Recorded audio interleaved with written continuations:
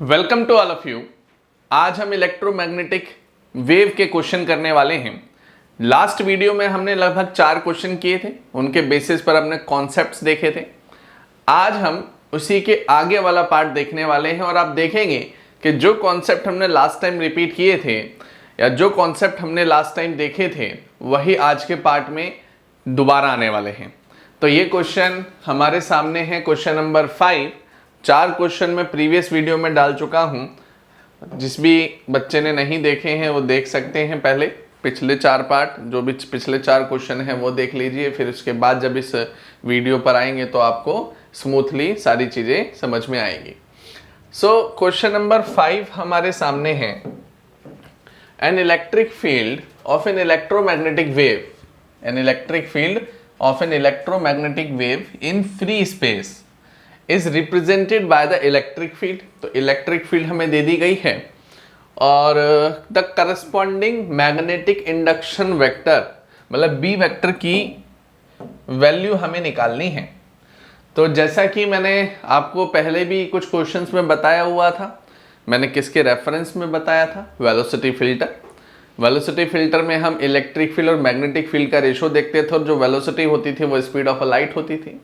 इस क्वेश्चन में क्या लिखा हुआ है, फ्री स्पेस लिखा हुआ है।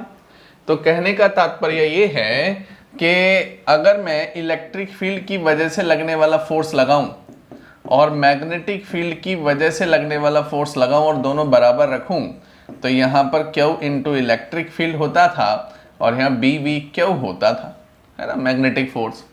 तो Q से Q कटेगा, so here it is electric field upon magnetic field he velocity बनती है।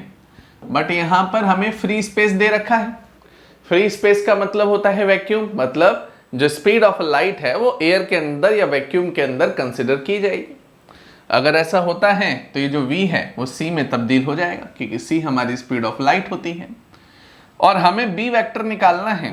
So that means e vector divided by c हमारा b वेक्टर हो जाता है। सो ई वेक्टर की वैल्यू आपके सामने है, बट एक छोटा सा कॉन्सेप्ट आपको और यहां पर ध्यान में रखना है। कल मैंने आपको एक पॉइंटिंग वेक्टर का कॉन्सेप्ट समझाया था। Poynting vector, characteristics of electromagnetic wave. तो पॉइंटिंग वेक्टर में हमने क्या निष्कर्ष निकाला था कि जो हमारी इलेक्ट्रिक फील्ड होती है, मान लो ये वर्टिकल डायरेक्शन में हमारी इलेक्ट्रिक फील्ड है और मैग्नेटिक फील्ड हमारी यहाँ पर मान ली जाती है, लेट सपोज इस डायरेक्शन में हो रही है, ये हमारी मैग्नेटिक फील्ड हो रही है। तो जो वेव होती थी वो किस डायरेक्शन में प्रोपेगेट होती थी, तो वेव इसके तीसरी डायरेक्शन में प्रोपेगेट होती थी। इसे हम एस वेक्टर बोल देते थे, है ना। सो ये वेव प्रोपेगेशन का सिंबल होता था, जो कि हमारा क्या होता था, E vector cross B vector के बराबर होता था। ऐसा मैं क्यों बोल रहा हूं, क्योंकि इलेक्ट्रिक फील्ड का प्लेन मैग्नेटिक फील्ड के परपेंडिकुलर होता है। सो इलेक्ट्रिक फील्ड का प्लेन मैग्नेटिक फील्ड को क्रॉस कर रहा है, तो यह क्रॉस प्रोडक्ट ओबे होगा। और मैं क्रॉस प्रोडक्ट की बात यहां पर क्यों कर रहा हूं, क्योंकि आपके ऑप्शन में देखो जे कैप जे कैप जे कैप, मतलब वेक्टर फॉर्म में मैग्नेटिक फील्ड मांगी गई है। बहरहाल यहां पर ये फॉर्मूला निकलने के बाद तो इस क्वेश्चन में कुछ नहीं रह जाता, बाकी ये क्रॉस प्रोडक्ट का पार्ट है। क्रॉस प्रोडक्ट के अंतर्गत अगर हमारे पास इलेक्ट्रिक फील्ड आई कैप में है तो जो मैग्नेटिक फील्ड है वो उसके परपेंडिकुलर ही होगी, और परपेंडिकुलर में के कैप और जे कैप में से दोनों चीजें हो सकती हैं। It is depend on the position of this pointing vector. So आप यहां पर देखेंगे कि सारे ऑप्शन मेरे जे कैप में है, इसका मतलब आई कैप में इलेक्ट्रिक फील्ड है तो जे कैप में मेरी मैग्नेटिक फील्ड है। सो हमें आंसर में जे कैप ही लगाना होगा। तो इलेक्ट्रिक फील्ड हमारे पास आ जाएगी ई की जगह, यहां पर हम लिखेंगे e naught cos omega T minus के z into j cap electric field divided by c. ये हमारे पास क्या बनेगा, मैग्नेटिक फील्ड का पार्ट बनेगा। तो इसे रीअरेंज करें तो e naught upon C into cos omega T minus k times of z into j cap, जो कि मैग्नेटिक फील्ड होती है। सो कौन सा ऑप्शन हमारा यहाँ पे सटीक बैठेगा वो देखते हैं। यही बैठेगा, B option, E naught upon सी into cos omega T minus के जेड जे कैप। काफ़ी आसान प्रॉब्लम थी, बस हमें छोटे मोटे कॉन्सेप्ट्स को ध्यान में रखना है, कहीं वहाँ गलती ना हो जाए। और अगर यहाँ कहीं आई कैप दे रखा होता था तो हम तुरंत ही उसे हिट एंड ट्रायल मेथड से कट कर सकते थे, है ना। इसलिए जेई ने सारे ऑप्शन जे कैप के डाले ताकि हमें आगे वैल्यू निकालनी पड़े। So I hope you understand it very well. आप इसका स्क्रीनशॉट ले सकते हैं। और अब हम बढ़ते हैं अगले क्वेश्चन पर। अगला क्वेश्चन है मैच ऑफ द फॉलोइंग। तो मैच ऑफ द फॉलोइंग में हमें यहाँ पर मैक्सवेल की इक्वेशन देखनी पड़ेगी, क्योंकि हम मैक्सवेल की इक्वेशन में ही ये जो हम चार्ट देख पा रहे हैं, ये चारों के चारों पार्ट हमारे मैक्सवेल की इक्वेशन में ही आया करते थे। तो जो मैक्सवेल की इक्वेशन है वो 4 या 5 4 इक्वेशन होती थी बेसिकली। मैक्सवेल इक्वेशन 4 होती थी। तो इसमें से चारों इक्वेशन दे दी हैं और हमें मैच करना है कि कौन सा ठीक होगा कौन सा नहीं। तो आप मुझे बताइएगा, गॉस लॉ ऑफ मैग्नेटोस्टैटिक मतलब गॉस लॉ ऑफ मैग्नेटिज्म, ये हम पढ़ते थे चैप्टर नंबर 5 में मैग्नेटिज्म में। तो गॉस लॉ ऑफ मैग्नेटिज्म हमें क्या जानकारी देता था?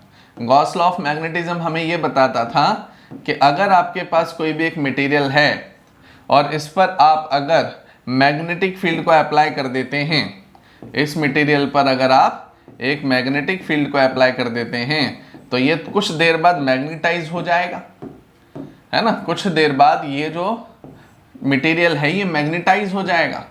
अगर ये मटेरियल मैग्नेटाइज हो जाता है तो इसकी प्रॉपर्टी क्या होगी वो देखते हैं। अगर ये मैग्नेटाइज होगा तो इसमें छोटे छोटे चुंबकें बनेंगी। अब इसमें जो छोटी छोटी चुंबकें बनेंगी उसमें एक नॉर्थ पोल बन रहा होगा, एक साउथ पोल, फिर यहाँ पे नॉर्थ पोल बन रहा होगा, एक साउथ पोल, फिर यहाँ नॉर्थ बन रहा होगा साउथ पोल। तो आप देखेंगे एक तरीके से मैग्नेटिक फील्ड हमारी बाहर निकलेंगी और एक तरीके से अंदर। अब गॉस लॉ क्या बोलता है कि cyclic integration of B D S is equal to, वहां पर क्या होता था, चार्ज इंक्लोज्ड। अगर मैं आपको हवाला दूं पहले चैप्टर का, तो पहले चैप्टर में हम गॉस लॉ पढ़ते थे फर्स्ट चैप्टर में, जो कि E D S Q enclosed upon epsilon not होता था। इसी की सिमिलैरिटी, इसी की एनालॉजी यहाँ पर उठाते हैं। इलेक्ट्रिक फील्ड की जगह मैग्नेटिक फील्ड आ जाएगा, एरिया की जगह सरफेस एरिया की जगह यहाँ डी एस सेम ही रखा, क्यू एंक्लोज की जगह बी इंक्लोज आ जाएगा। लेकिन हम यहाँ पर देख पा रहे हैं कि एंक्लोज्ड फील्ड मैग्नेटिक कुछ होगी ही नहीं। क्यों नहीं होगी? कि जितनी इलेक्ट्रिक फील्ड अंदर एंटर कर रही है उतनी ही मैग्नेटिक फील्ड बाहर निकल रही है। तो जितनी ही इलेक्ट्रिक फील्ड अंदर एंटर कर रही हैं उतनी ही मैग्नेटिक फील्ड बाहर निकल रही हैं। इसका अर्थ ये हुआ कि यहाँ पर मैग्नेटिक फील्ड कुछ भी एंक्लोज्ड नहीं होगी, यहाँ पर मैग्नेटिक फील्ड स्टोर ही नहीं होगी। अगर ऐसा होता है तो बी एंक्लोज्ड हमारा 0 के बराबर हो जाएगा, तो यहाँ पर आ जाएगा 0। तो integration of B D S, cyclic integration closed figure के लिए लगाते हैं, तो integration of B D S हमारा 0 के बराबर हो जाएगा। तो यहाँ पे ऑप्शन जाएगा हमारा फर्स्ट का सेकंड, क्योंकि यहीं पर बी डी एस 0 लिखा हुआ है। अच्छा, एक और मजे की बात, हम ऑप्शंस पे भी थोड़ा ध्यान रखेंगे। ए का सेकंड आ रहा है, अगर आप इन सारे ऑप्शंस में जाते हैं तो सिर्फ फोर्थ ऑप्शन ऐसा है जहां पर ए का सेकंड आ रहा है। इसका मतलब पहला पार्ट ही देखते ही हम ऑप्शन टिक कर सकते हैं विद इन अ सेकेंड कि कौन सा ऑप्शन यहाँ पे ठीक है। लेकिन फिर भी सीखने के लिए हम सारे ऑप्शन देखेंगे। फिर बी पार्ट आता है Faraday law of electromagnetic induction. तो Faraday law of electromagnetic induction हमें क्या जानकारी देता था? तो बी का थर्ड आना चाहिए ऑप्शन के अकॉर्डिंग, और है बी। तो ये हमें क्या जानकारी देता था कि मैग्नेटिक फील्ड के पैदा होने से इलेक्ट्रिक फील्ड एग्जर्ट होती है और इलेक्ट्रिक फील्ड में चेंज आने से मैग्नेटिक फील्ड पैदा होती है। यही हमारे चैप्टर का एक सूत्र था। तो इलेक्ट्रोमैग्नेटिक वेव का क्या सूत्र है, मतलब क्या एक प्रिंसिपल है फंडामेंटल, कि जब जब इलेक्ट्रिक फील्ड में चेंज आएगा तब तक मैग्नेटिक फील्ड पैदा होती रहेगी, जब जब मैग्नेटिक फील्ड में चेंज आएगा तब तक इलेक्ट्रिक फील्ड पैदा होती रहेगी। ये एक्सप्रेशन हमारा फेरेडे भी प्रूफ करता था, जो कि इलेक्ट्रिक फील्ड हमारी मैग्नेटिक फील्ड पे डिपेंड हो रही है और जो मैग्नेटिक फील्ड है वो हमारी इलेक्ट्रिक फील्ड पे डिपेंड हो रही है। तो ये एक्सप्रेशन हम डेरिवेशंस में भी लिया करते थे, तो इसीलिए बी का थर्ड होगा। अगला आता है well known topic Ampere's law. Ampere's law well known topic क्यों बोल रहे हैं? क्योंकि यहाँ पर हम पढ़ा करते थे, इसे मैं रब कर देता हूं, कि cyclic integration of B into d s mu naught into summation of I होता था। ये हमारा क्या होता था? Ampere's law. तो एम्पियर्स लॉ कौन सा ऑप्शन मैच हो रहा है? ये वाला सी का फोर्थ, जो कि जैसा ही दिख रहा है। यह हमने dl लेना चाहिए, तो ये लेंथ हो गई BDL और म्यू नॉट इंटू आई वहां पे लिखा हुआ है। अगला है गॉस लॉ ऑफ इलेक्ट्रोस्टैटिक, जो कि फर्स्ट ऑप्शन ही जाएगा। अब गॉस लॉ ऑफ इलेक्ट्रोस्टैटिक में यह थोड़ा सा चेंज क्या किया हुआ है, वहां पर हम पढ़ते थे पहले चैप्टर में EDS Q enclosed upon epsilon naught, लेकिन यहाँ ऑप्शन कुछ और ही दे रखा है। यहाँ ऑप्शन आपको रो में दे रखा है, रो टाइम्स ऑफ dV बोला हुआ है। और रो क्या होता था हमारा? चार्ज पर यूनिट वॉल्यूम, है ना, चार्ज डेंसिटी बोला करते थे। तो इसके ऊपर भी काम कर लेते हैं। तो 1 upon epsilon naught rho times of dV volume है। तो कितना चार्ज, मतलब एंक्लोज चार्ज कितने वॉल्यूम में आ रहा है, यही हमारी रो होती है। इसे जरा यहाँ पर पुट करिएगा तो आप देखेंगे 1 अपॉन एप्सिलॉन नॉट, यहाँ एंक्लोज चार्ज मतलब छोटा सा चार्ज अगर ले, छोटे से वॉल्यूम में आ रहा है, तो इंटीग्रेशन है तो ऐसा लिख लेंगे। तो छोटा सा चार्ज है dq अपॉन में dV, और इनटू में dV लगा ही हुआ है, तो dV से dV कटेगा। इंटीग्रेशन ऑफ dq हमारा q एंक्लोज्ड होता है और अपॉन में एप्सिलॉन नॉट बना रहेगा। तो यहाँ पर बिल्कुल यही सिचुएशन गॉस लॉ की सेटिस्फाई होती हुई नजर आ रही है। तो बस इन्होंने उसके पैटर्न को, गॉस लॉ ऑफ इलेक्ट्रोस्टैटिक को इन्होंने चार्ज डेंसिटी की टर्म में हमें दे दिया था और कुछ यहाँ पर फर्क नहीं था। तो हम फटाफट इस ऑप्शन को एनालाइज भी कर पाए और पहले ऑप्शन से ही निकाल पाए, क्योंकि ऑप्शन काफ़ी आसान सेट किए थे जेई ने। तो जिस वजह से हम एक भी पार्ट यहाँ पे निकाल लेते हैं और सबसे पहला ए पार्ट भी निकाल लेते, तो हमारा ये फटाफट ऑप्शन ठीक हो जाता। बहरहाल हम ये सोच के पढ़ाई नहीं करेंगे कि यही डिट्टो ऐसा ही क्वेश्चन अगली बार आएगा। हमें पूरा 360 डिग्री पर सारी चीज़ों का आकलन कर लेना चाहिए, सारी चीज़ों को पढ़ लेना चाहिए। जब भी हम प्रीवियस ईयर करते हैं तो हमें ये ध्यान रखना चाहिए कि इस प्रॉब्लम के इर्द गिर्द या आसपास कितनी प्रॉब्लम और बन सकती हैं, उनको भी साथ ही साथ करना चाहिए, ताकि कहीं से भी क्वेश्चन पैटर्न चेंज करके आए तो हम आसानी से उसे फेस कर पाएँ। So I hope you understand it very well. सो आप इसका स्क्रीनशॉट ले सकते हैं। अब हम आगे बढ़ेंगे। So now the question number 7। Question number 7 हमारे पास दे रखा है, in a electromagnetic wave, the electric field oscillate sinusoidally, okay, and frequency उसकी हमें दे रखी है, कुछ वैल्यू दे रखी है, और एम्पलीट्यूड दे रखा है। ये थोड़ा ज़्यादा इंपॉर्टेंट है। So total average energy density हमें निकालनी है इस इलेक्ट्रोमैग्नेटिक फील्ड की। तो अब बात ध्यान से समझिएगा, हमें एवरेज डेंसिटी, एनर्जी का पार्ट यहाँ पे लगाना पड़ेगा। हमने पिछले काफ़ी क्वेश्चंस में भी एनर्जी की काफ़ी सारी बातें की थी, उससे रिलेटेड ही हम यहाँ पर भी फॉर्मूला लगाने वाले हैं। तो सबसे पहले मैं आपको कॉन्सेप्ट पर लेकर चलता हूँ कि यहाँ पर हम एवरेज एनर्जी का फॉर्मूला लगाएंगे कैसे। तो average energy U bar half of epsilon not into electric field का स्क्वायर होती है। ई नॉट का अर्थ क्या होता है? Maximum electric field, the peak value of electric field. अब मैं आपको वेव के बारे में जानकारी दे दूं कि जब कभी भी आप वेव बनाते हैं, मान लेते हैं ये आपके पास है direction of propagation of light. तो इधर आपके पास हो गया direction of propagation of light. अगर आप यहां पर ड्रॉ करें तो हमने सीखा था कि इलेक्ट्रिक फील्ड हमेशा परपेंडिकुलर बनती है और मैग्नेटिक फील्ड हमेशा हमारी हॉरिजॉन्टल मतलब परपेंडिकुलर बनेगी। ये दोनों एक दूसरे के प्लेन को क्रॉस करते हैं।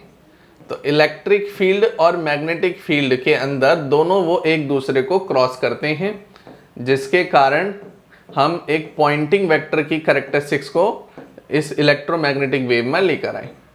तो ये मैंने इलेक्ट्रिक फील्ड ड्रॉ कर दी। अब इलेक्ट्रिक फील्ड ड्रॉ करने के बाद आते हैं हम मैग्नेटिक फील्ड पर। तो मैग्नेटिक फील्ड मैं ऑरेंज कलर से ड्रॉ कर देता हूं और मैग्नेटिक फील्ड में कुछ इस प्रकार ये क्रॉस करता हुआ प्लेन जाएगा। ये हमारी मैग्नेटिक फील्ड बनी। और मैग्नेटिक फील्ड आप देख पा रहे होंगे, मैंने वाइजली एक छोटा सा डिफरेंस यहाँ पे किया है मैग्नेटिक फील्ड में, अगर कोई बच्चा पकड़ पाए तो, कि मैग्नेटिक फील्ड का जो लूप है वो मैंने थोड़ा बड़ा बनाया है ग्रीन वाले लूप से। इलेक्ट्रिक फील्ड के लूप और मैग्नेटिक फील्ड के लूप में साइज किसका बड़ा है? ये ऑरेंज जोन का साइज बड़ा है। ये मैग्नेटिक फील्ड वाला जो पोर्शन है ये मैंने बड़ा बनाया है जानबूझ के। इसका कारण क्या है कि एनर्जी जो डिस्ट्रीब्यूट होती है वो तो बराबर मात्रा में होती है। मतलब अगर मान लो 3 इलेक्ट्रॉनिक वोल्ट की एनर्जी मैं आगे ले जाना चाहता हूं तो 3 इलेक्ट्रॉनिक वोल्ट इलेक्ट्रिक फील्ड को गए और 3 ही इलेक्ट्रॉनिक वोल्ट मैग्नेटिक फील्ड को गए। लेकिन मैग्नेटिक फील्ड को ज़्यादा वॉल्यूम चाहिए होता है उतनी ही एनर्जी को आगे ले जाने के लिए, इसलिए इसका वॉल्यूम ज़्यादा किया हुआ है। वहीं पर इलेक्ट्रिक फील्ड को कम वॉल्यूम चाहिए होता है आगे ले जाने के लिए। अब डेंसिटी जो होती है वो इन्वर्सली प्रोपोर्शनल होती है वॉल्यूम के। इसका अर्थ ये हुआ कि जिसका वॉल्यूम ज़्यादा होगा उसकी डेंसिटी उतनी ही कम होगी। तो वॉल्यूम ज़्यादा है मैग्नेटिक फील्ड का, तो हम बोलते हैं कि एनर्जी डेंसिटी मैग्नेटिक फील्ड की कम होती है, इलेक्ट्रिक फील्ड की ज़्यादा होती है। इसका भी एक क्वेश्चन है, अगला ही क्वेश्चन है इवन, इसी के बेसिस पर एसर्शन रीजन दिया है जेई ने। लेकिन बहरहाल अभी हम अभी वाले क्वेश्चन की बात कर रहे हैं। तो हम यहाँ पर क्या देख पाएंगे कि हमें एम्पलीट्यूड दे रखा है। एम्पलीट्यूड वो भी सिर्फ और सिर्फ इसने बात की है इलेक्ट्रिक फील्ड की। तो इसी वेव का मैं साइड व्यू बनाना चाहूंगा। तो ये डायरेक्शन ऑफ वेव है, अब इसी का साइड व्यू में बनाने की कोशिश करता हूं आपके सामने। तो ये सिर्फ और सिर्फ मैं इलेक्ट्रिक फील्ड का बना रहा हूं, ठीक है। मैग्नेटिक फील्ड की हम यहां बात नहीं कर रहे हैं क्योंकि क्वेश्चन में हमें इलेक्ट्रिक फील्ड के बारे में बताया गया है। तो ये जो इलेक्ट्रिक फील्ड के साइनसोइडल लूप बन रहे हैं इसका एम्पलीट्यूड हमें दे रखा है। इसका एम्पलीट्यूड यहां से लेकर यहां तक की हाइट मानी जाएगी और एम्पलीट्यूड हमें कितना दे रखा है 50। इसका मतलब यही मेरी पीक वैल्यू मानी जाएगी E0, जिसकी वैल्यू क्या है 50। अब इतना आने के बाद हम इस सारी वैल्यूज को यहां पर पुट करेंगे, विच इज 1/2 एप्सिलॉन नॉट 8.85 10⁻⁻12 होता है और इलेक्ट्रिक फील्ड 50 स्क्वायर होता है। अब ये वैल्यू आने के बाद इसकी कैलकुलेशन करते हैं तो 885/100 इंटू 10⁻⁻12 इंटू 50 अगेन 50। अब इसकी कैलकुलेशन और आगे बढ़ाने के लिए हमें कर लेना चाहिए इससे डिवाइड, 2 4 देन 4 एंड देन यहाँ पे अगेन 2 2 4 और फिर एक 0.5 4 4 2.5। तो 10 इसका भी नीचे आएगा, नीचे एक 100 ऑलरेडी था तो 1000 हो जाएगा। 10⁻⁻12 50 इंटू 50, 2 0 इसके हटा दो। अब एक 0 ऊपर जाएगा एक और, तो 10⁻⁴425 4425 4425 मल्टीप्लाई 25 मल्टीप्लाई 10⁻⁻13। अब इस 4425 इंटू 25 को मल्टीप्लाई कर लेंगे तो मैं आंसर पर सीधे आता हूं। कैलकुलेशन पार्ट आप खुद से भी कर सकते हैं। आंसर आपका आएगा 1.106 मल्टीप्लाई 10⁻⁻8। तो कैलकुलेशन पार्ट आप सभी लोग खुद से भी कर सकते हैं और नहीं तो मैं कर ही देता हूँ। लो 4425 इंटू 25, इसको आप मल्टीप्लाई करेंगे और उसके बाद फिर वैल्यू को लेना 10⁻⁻8 में, ठीक है। मैं अगले क्वेश्चन की तरफ बढ़ता हूं ताकि ये वीडियो थोड़ी और लॉन्ग ना जाए। शॉर्ट वीडियो में ही मैं ये सारी चीज़ें करवाने की कोशिश करता हूं। तो आप स्क्रीनशॉट लेना चाहते हैं तो ले सकते हैं। अब हम आते हैं क्वेश्चन नंबर 8 पर। सो द क्वेश्चन नंबर 8 जो कि अभी मैंने डायग्राम आपको बना के दिखाया प्रीवियस में, उसी के बेसिस पर है। और यहाँ पर बोला गया है कि electromagnetic wave carry energy as they travel through the space and this energy is equally shared by the electric and magnetic field. बात बिल्कुल ठीक है कि हमने अभी ये लाइट बनाई डायरेक्शन ऑफ प्रोपगेशन, ये बनाया हमने डायरेक्शन ऑफ प्रोपगेशन, ये बनी हमारी इलेक्ट्रिक फील्ड और ये बनी थी हमारी मैग्नेटिक फील्ड, है ना। तो इलेक्ट्रिक फील्ड इधर बनी, मैग्नेटिक फील्ड हॉरिजॉन्टल इधर बनी, फिर एक और इधर बनी, फिर एक और इधर बनी, ठीक है। ये हमारे पास इधर इलेक्ट्रिक फील्ड बनी और ये इधर इलेक्ट्रिक फील्ड बनी। सो यहाँ पर मैंने अभी आपको कहा कि एनर्जी क्या होगी, इक्वली डिस्ट्रीब्यूट होगी। बिल्कुल बात सही है, मतलब स्टेटमेंट 1 बिल्कुल ठीक जा रही है। एनर्जी डेंसिटी में फर्क आएगा, एनर्जी में फर्क नहीं आएगा। एनर्जी बराबर मात्रा में बांटी गई है लेकिन एनर्जी डेंसिटी जो है वो वॉल्यूम पे निर्भर करती है। तो वॉल्यूम हमेशा मैग्नेटिक फील्ड का ज़्यादा है तो एनर्जी डेंसिटी कम होगी। इलेक्ट्रिक फील्ड का वॉल्यूम कम होता है लूप का, तो इसलिए वहाँ पर हमारी डेंसिटी बढ़ जाती है। स्टेटमेंट 2 क्या लिखा हुआ है, when the electromagnetic wave strike on the surface, a pressure exerted on the surface। हमने एक और क्वेश्चन किया था लास्ट वीडियो में, प्रेशर रेडिएशन। उसी का ही एक नमूना है ये। प्रेशर रेडिएशन के फॉर्मूले के बेसिस पर ही हमने काफ़ी न्यूमेरिकल निकाले थे। तो इलेक्ट्रोमैग्नेटिक वेव अगर किसी सरफेस पर स्ट्राइक करती है तो उसमें मोमेंटम भी ट्रांसफर होता है, या आइंस्टाइन ने बताया था ड्यूल नेचर थ्योरी के अंदर। तो यहाँ पे प्रेशर भी ट्रांसफर होता है, तो ये बात ये भी ठीक बोल रहा है। तो हमें यहाँ पर बताना है कि कौन सी स्टेटमेंट करेक्ट है, कौन सी नहीं है। तो हम यहाँ पर देखेंगे स्टेटमेंट 1 भी करेक्ट आ रही है और स्टेटमेंट 2 भी करेक्ट आ रही है, दोनों ही स्टेटमेंट करेक्ट आ रही हैं। तो पहला नहीं होगा कि किसने पहले में इनकरेक्ट दिया हुआ है। और यहाँ पर देखें both statement first and second are correct, option B आएगा। तो बी ऑप्शन यहाँ पर करेक्ट होगा। So I hope you understand it very well. अब ये 2024 के इलेक्ट्रोमैग्नेटिक वेव में जनवरी वाले अटेम्प्ट में इतने ही क्वेश्चन पूछे गए थे।